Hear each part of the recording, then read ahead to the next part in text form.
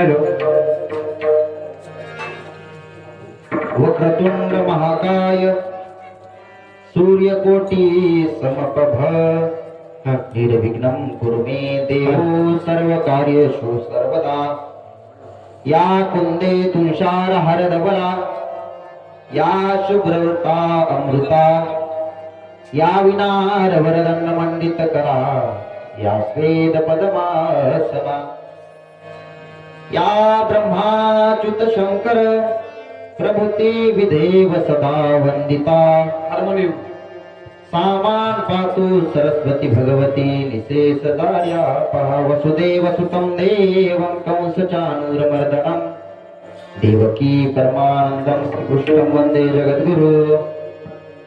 गुरुर्ब्रह्मा गुरुर्विष्णु गुरुर्देवो महेश्वरा गुरुर साक्षात् परब्रह्म तस्मै श्री गुरुवे नमः. महायोग पीठे तटे भीमरथ्यं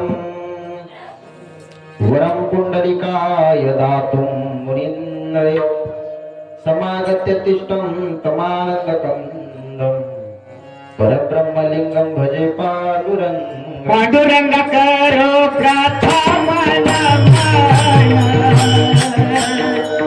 पांडुरंग करो प्रथम नमन.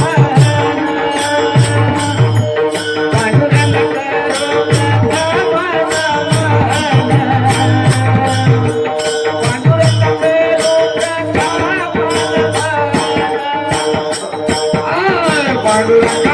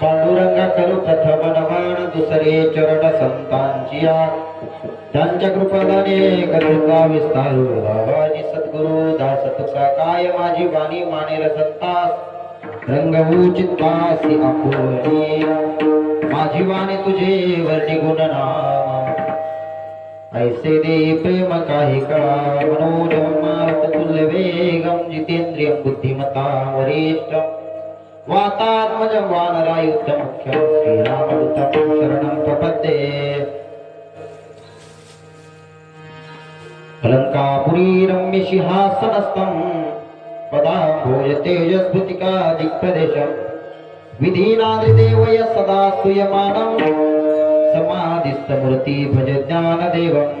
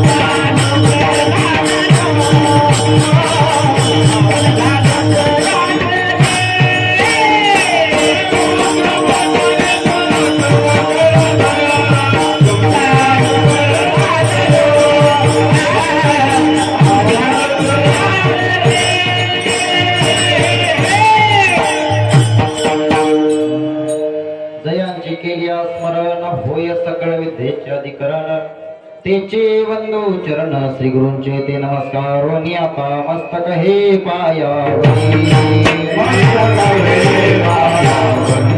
मस्तक हे पायावरी या वार करी संतांच्या या वार करी संतांच्या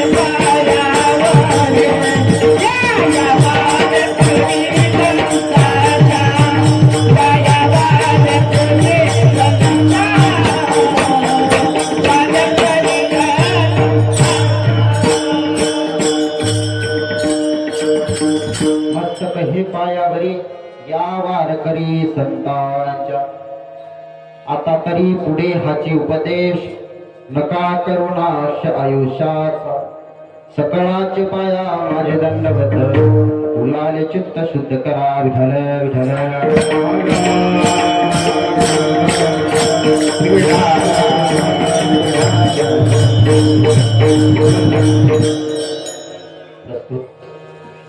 प्राप्त प्रसंगी पवित्र स्थळी सभेकरिता निवडलेला अभंग जगत वंदनीय जगत विभूषित महान भगवत भक्त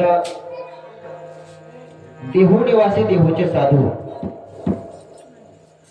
भगवंत परमात्म्यावरती नितांत प्रेम करणारे किंवा भगवंत परमात्म्याचं ज्या भक्तांवरती नितांत प्रेम आहे असे असणारे जगद्गुरु तुकोबाराया यांचा सर्वांच्या परिचयाचा आणि आज या ठिकाणी सेवेकरिता निवडलेला उपदेशपर प्रकरणातील 4 चरणाचा अभंग आहे विठ्ठल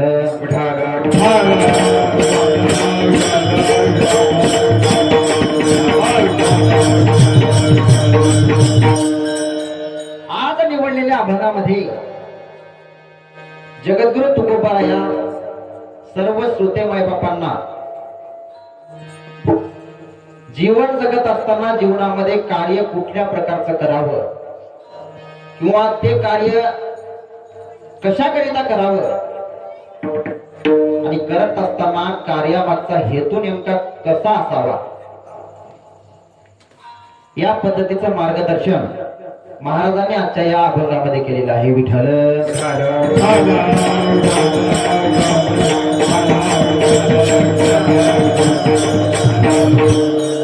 चालू कार्यक्रमाबद्दल जर बोलायचं असेल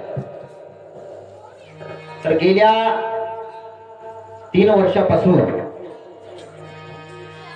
चालत असलेला हा अखंड हरिनाम ज्ञान यज्ञ सोहळा त्यातील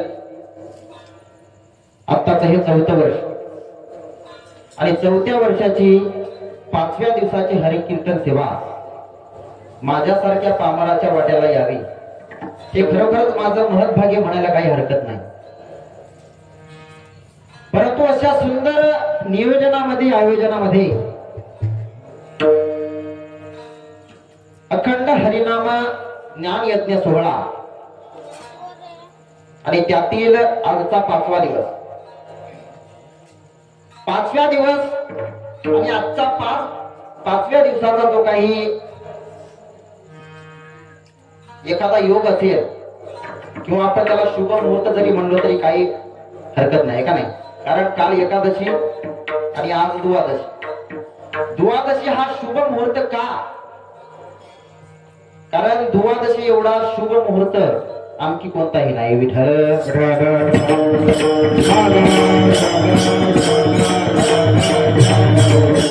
आणि आजच्या या द्वादशीच्या दिवशी म्हणजे सप्ताहाच्या 5व्या दिवशी कीर्तनाची सेवा माझ्यासारख्या बामणाच्या वाट्याला आली.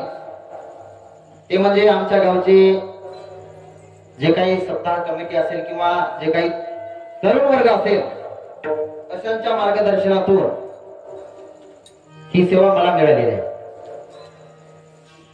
आणि ही जी सेवा आहे जसे जमल तशा पद्धतीने सुचल त्या पद्धतीने पूर्ण करण्याचं कार्य हे मला करायचं आहे.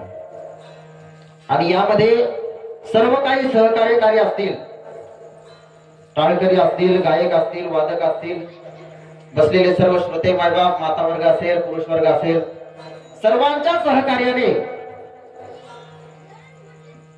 नियमावलेल्या वेळेमध्ये वेळेच्या मर्यादेमध्ये आपल्याला ही सेवा आपल्याला पार पाडायची आहे. विठ्ठल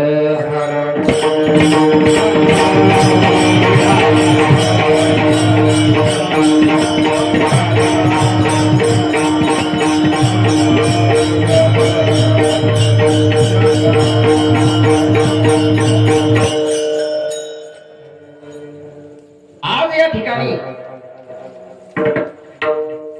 निवडलेल्या अभंगामध्ये जगद्गुरु तुकोबरायांनी सर्व श्रोते मायबापांना उपदेश केलेला आहे. कसला? जीवन जगत असताना भक्ती करणं हे सर्वात महत्वपूर्ण आहे. परंतु ही भक्ती करत असताना भक्ती करणे हे केवळ एकाच कार्य नाही, तेव्हा सर्वांचं त्यामध्ये सहकार्य असणं फार गरजेचं असतं. उदाहरणार्थ गावामध्ये सप्ताह होणं काय मोठी गोष्ट नाही, परंतु सप्ताहाचं नियोजन करणं फार कठीण असतं, हे का नाही. सप्ताहाचं नियोजन करत असताना बऱ्याच गोष्टी लागतात आणि त्या गोष्टी सर्व कार्यकर्त्यांनी या ठिकाणी घडवून आणलेल्या आहेत. आणि म्हणून हा जो आपला जो कार्यक्रम आहे तो अतिशय सुरळीतरित्या पार पडत आहे. आणि या व्यतिरिक्त आणखी मोठं कौतुक करणे एवढं काही नाही. कौतुक करावं कोणतं? नियोजन करणाऱ्याचं, सहकार्य करणाऱ्याचं आणि अन्नदान करणाऱ्याचं. 3 गोष्टी झाल्या. आणि यामध्ये बाकीची जी काही गोष्ट असेल तर ती म्हणलं तर बाकीची पार पाडायला यांच्या व्यतिरिक्त आणखी काही होत नाही. कीर्तन जर करायचं असेल तर केवळ कीर्तनकार असून चालत नाही. त्याकरिता गायक, वादक आणि सर्वात महत्वाचं म्हणलं तर सिस्टीम आणि श्रोते मायबाप यांच्याशिवाय कार्यक्रम होत नाही. आणि म्हणून कीर्तनाकरिता जे काही ऐकण्याकरिता आलेले श्रोते मायबाप असतील त्यांच्यासाठी माझी एक विनंती आहे. कारण वट्यावर बसलेले जे काही मंडळी असतील त्यांनी इकडे येऊन बसा. आपल्या मंडपामध्ये भरपूर जागा आहे, अजून काही त्याचं बोर्ड भरलेलं नाही. सर्वांना विनंती आहे, माझं रोज ऐकणं गेलं तरी चालेल, पण आजच्या दिवस ऐका. वट्यावर बसलेली मंडळी इथं या, सगळेजण इथे या. चोपदार बाबू त्यांना इथे घेऊन या, इथं जागा आहे.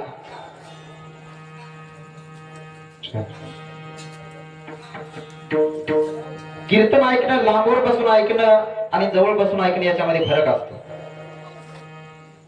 लांब बसणाऱ्यातलं कसं असते माहितीये का? कीर्तन चांगलं झालं तर ठीक आहे, चांगलं जर होत नसेल तर त्यांना उठून जाण्याकरिता काही त्रास होत नाही.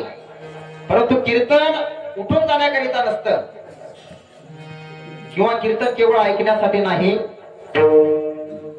तर कीर्तनातून काही ना काही प्रत्येक व्यक्तीला श्रवण केल्याच्या नंतर लाभ व्हावा याकरिता कीर्तन असतं. मग कीर्तन कीर्तन चांद कीर्तन चांद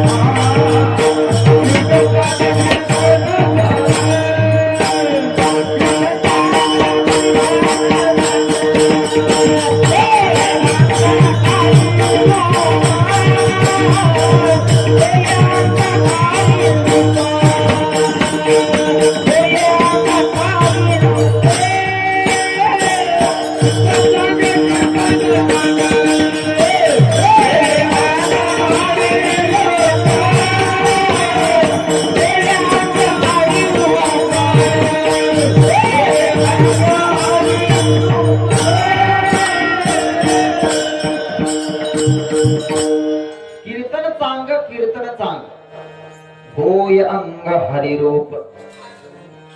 कीर्तन श्रवण केल्याच्या नंतर काय होतं? हरिरूप होतं. हरिरूप म्हणजे भगवंत परमात्मा जणू काही कीर्तन श्रवण केल्याच्या नंतर भगवंत परमात्मा आपल्यामध्ये जागृत होत आहे का नाही? कारण उदाहरण सांगायचं झालं, या ठिकाणी बसलेली जेवढी काही मंडळी असेल, माता वर्ग असेल, पुरुष वर्ग असेल, आमच्या सहित प्रत्येक जण कुठल्या ना कुठल्या पद्धतीने कुठल्या ना कुठल्या प्रकारे देवाची भक्ती करणार आहे. देवाची भक्ती न करणारा असा कोणीही नसतो. कळत न कळत त्याच्या मुखामध्ये देवाचं नाम येतं, त्यालाच भक्ती असं म्हणतात. भक्तीमध्ये नेमकं काय? केवळ कीर्तन करणे किंवा वादन करणे, गायन करणे हे नाही, किंवा इतर कुठलंही कार्य करायचं असेल तर देवाचं नाव, त्याचं नामस्मरण होणे म्हणजेच भक्ती. पण ही भक्ती करणारे प्रत्येक जण असतात, परंतु भक्ती करण्याची प्रत्येकाची पद्धत वेगवेगळी असते. प्रत्येकाचा देव जरी एक असला तरी त्या देवाला आपलंसं करण्याचं साधन किंवा त्याची पद्धत वेगळी असते. तसेच प्रत्येक जण भक्ती करतात, परंतु कशाकरिता करतात? देव भेटण्याकरिता, बरोबर? तर देव दुरावण्याकरिता, देव भेटण्याकरिता भक्ती करतात. परंतु कोणीही जरी भक्ती केली, मग आम्ही असो का तुम्ही, त्यांना देव भेटला का? देव भेटला नाही. परंतु देव भेटत नाही याचा कोणी विचार केला नाही. कारण देव भेटण्याकरिता जरी आपण भक्ती करत असलो तरीही देव आपल्याला का भेटत नाही? कारण देव हा प्रत्येकाच्या हृदयामध्ये ऑलरेडी त्या ठिकाणी आहे का नाही? मग आपण भक्ती करतो कशाकरिता? देव भेटण्याकरिता नाही. जो काही परमात्मा आपल्या हृदयामध्ये स्थान अर्चित करून राहिलेला आहे त्या देवाला जागृत करण्याकरिता. उदाहरणार्थ मंदिरामध्ये आपण जातो, मंदिरामध्ये देव पहिलेचाच असतो आहे का नाही? मंदिरातून देव कुठेही जातो, पण तरी सुद्धा आपण आत जाते वेळी काय घंटी वाजवतो का नाही? ही घंटी कशाकरिता वाजवतो आपण? देवाला जागृत करण्याकरिता आहे का नाही? मग तसंच भक्ती हे सुद्धा एक कार्य हृदयामध्ये देवाला जागृत करण्याकरिता आहे. मग तो देव आपल्याला जागृत होण्याकरिता भक्ती करायची आहे का नाही? पण ही भक्ती करण्याकरिता केवळ एकाच कार्य नाही, त्याकरिता संघटित व्हावं लागतं किंवा कोणाच्या तरी संगतीमध्ये जावं लागतं. मग संगत कोणाची? दुर्जनाचे केल्याच्या नंतर कोणालाही कसल्या पद्धतीचा लाभ होणार नाही किंवा त्याचा उपयोग होणार नाही. परंतु चांगल्याच्या संगतीत जर गेला तर त्याचा योग्य मार्ग तुम्हाला मिळाल्याशिवाय राहणार नाही. विठ्ठल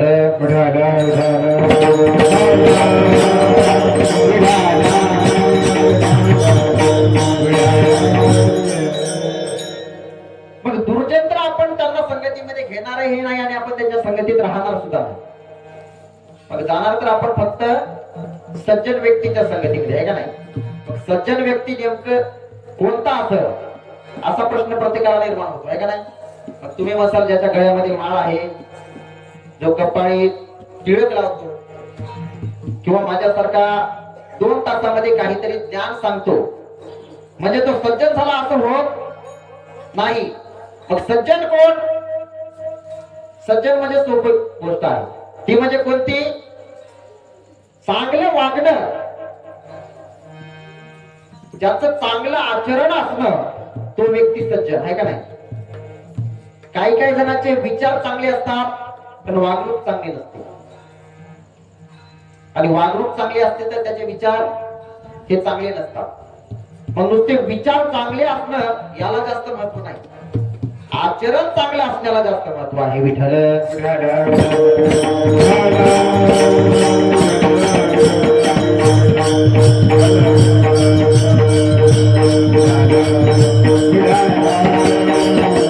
म्हणून जीवनामध्ये ज्याचं आचरण चांगलं आहे त्याची संगत धरायला काही हरकत नाही. म्हणजे सज्जन व्यक्तीची संगत आपल्याला लाभणार आहे का नाही. आचरण चांगलं असणं म्हणजे तो व्यक्ती सज्जन आहे असं आपल्याला म्हणता येणार नाही, परंतु आचरण चांगलं असल्याच्या नंतर विचाराकडे जास्त पाहण्याची आपल्याला काही गरज नाही. कारण सर्वप्रथम आचरण हे महत्वाचं असतं. चांगले विचार मांडणं हे प्रत्येक जण कार्य करतात, परंतु मांडलेले विचार ते आपणामध्ये आवर्जून राहावे असं प्रत्येक जण नसतं. कारण जो व्यक्ती चांगले वागत असतो केवळ लोक त्याच्या चांगल्या वागण्याकडे पाहत नाही, विचाराकडे जास्त पाहतात. परंतु आपण ज्यावेळेस त्यांच्या संगतीमध्ये जात असतो तेव्हा त्यांचा विचार नाही तर आचरण हे जास्त पाहणं आपलं. संत संगतीचे काय सांगू तुका, संत संगतीचे काय सांगू तुका, संत संगतीचे काय सांगू तुका,